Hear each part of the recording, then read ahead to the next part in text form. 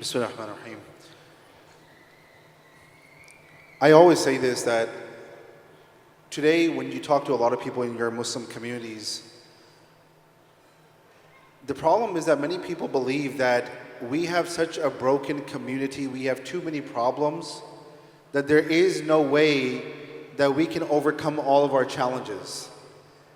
And when people say that, I usually have to remind them that if you go back and you study the history of Mecca, Mecca was not a perfect society. If you study Medina, there are ahadith where you have men who are coming to the Prophet ﷺ that, Ya Rasulullah, I have committed zina. Women who have coming to the Prophet, I have committed zina. Men who are being brought who are drinking. And the reason why, if you think about it, there was no perfect society in the time of the Prophet ﷺ, because Allah wants us to understand that there is no perfect situation. Because if the society of the Prophet ﷺ was perfect, then what can we look up to? So keeping that in mind, if you study the community of the Prophet ﷺ, not every single person was from the same Arab tribe. They all came from different backgrounds. They all came from different ethnicities. They came from different tribes that were at each other's throats before Islam. They themselves were at each other's throats before Islam. But subhanAllah, after Islam, they became a different community. So keeping that in mind, in our communities, in our Muslim communities, and a lot of times I'm going to have to make sure I keep in mind that when I speak, I don't speak just as a Dallas native, but I have to take off my Dallas cap and address everyone. This has to come from the top all the way to the bottom. And this begins, let me tell you honestly, the problem is that many of our board members, and I'm not saying this, please take this with a grain of salt, but when you have board members of masajid who were born and raised overseas, and they're trying to fix every single problem based on what they learned overseas, trust me, you are going to disconnect from everyone in your community. I'm being honest. This is why when Mufti Saab said, there has to be a way to integrate the youth. Yes, the youth will come in. Yes, they will have to be taught. Yes, they will have to be trained. But we got to put our trust in our youth. We got to put our trust in our women and our sisters. That's the only way going forward. So the imam, and to begin with, when I say from the top from the top bottom to the bottom, that means that the board members and the imams have to be on the same page too. I can honestly tell you, when you have a masjid, even if you have multiple shuyukh, multiple imams, who are all on the same page, then you will see a difference in your community. You will see the people coming into your community.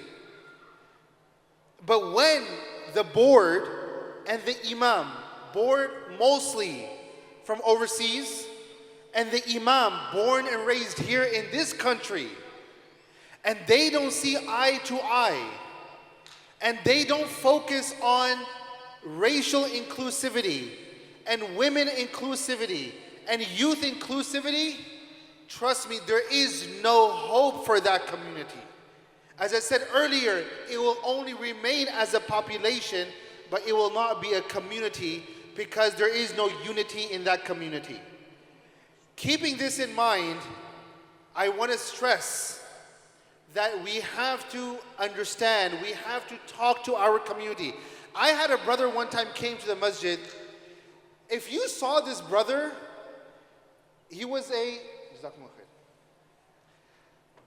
if you saw this brother, this is a Caucasian guy. He was all tatted up. And he was he was completely bald. Now, imagine a masjid where you have a bunch of Desi uncles, okay?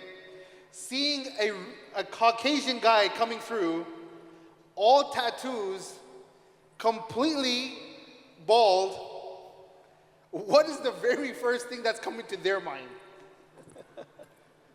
And I could see this guy coming to the masjid and he feels out of place. And I went to this guy and I asked him, Assalamu alaikum, brother. He says, Wa alaikum assalam. I said, where are you from?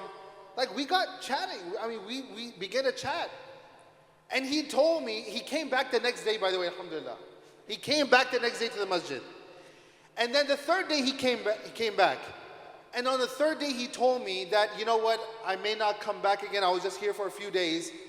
But he says that when I first walked into the masjid, the way the people were looking at me, I felt like turning around and going back.